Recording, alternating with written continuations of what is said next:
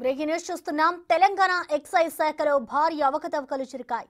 పన్ను చెల్లింపు వ్యవహారాల్లో 77 కోట్ల అక్రమాలు జరిగినట్లు కాంగ్ గుర్తించింది. 2017 నుంచి 22 మధ్య ఈ అక్రమాలు జరిగినట్లుగా రికార్డుల తనిఖీల అనంతరం కాంగ్ నిర్ధారించింది.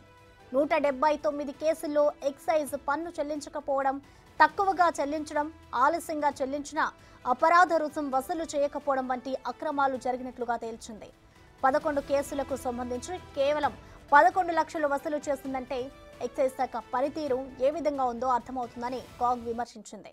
ఆయా అంశాలపై రాష్ట్ర ప్రభుత్వానికి నివేదించిన స్పందన లేదని కాగ్ తెలిపింది.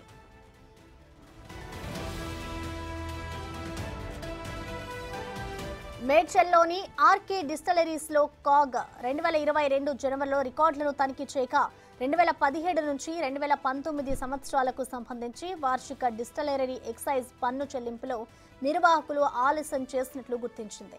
ఇందుకు గాను వారిపై విధించాల్సిన 86.99 లక్షల అపరాధ రుసుంను ఎక్సైజ్ శాఖ విధించలేదని కాగ్ వెల్లడైంది. 6 డిపిఈఓ కార్యాలయాల పరిధిలోని బార్ అండ్ రెస్టారెంట్ల లైసెన్సుల పునరుద్ధరణ రుసుం లేదా వార్షిక బార్ ఎక్సైజ్ పన్ను లేదా రెండింటి చెల్లింపులకు సంబంధించి 2018 డిసెంబర్ నుంచి 2022 మార్చి వరకు రికార్డులను ఆడిట్ చేసింది. 46 బార్ అండ్ రెస్టారెంట్లు ఆలస్యంగా చెల్లించిన 71 లక్షల అపరాధ రుసుం విధించకుండా వదిలేసినట్లు తేలింది.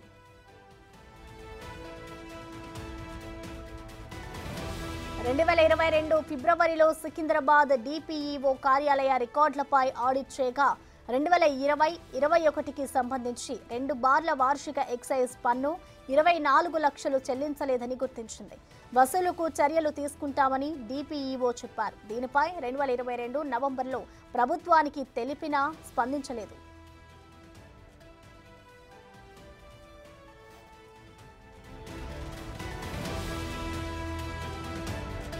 ఖమ్మం, మహబూబాబాద్ డిపిఈఓల పరిధిలో ఎలైట్ బార్లకు సంబంధించి 2022 మార్చిలో ఆడిట్ నిర్వహించింది.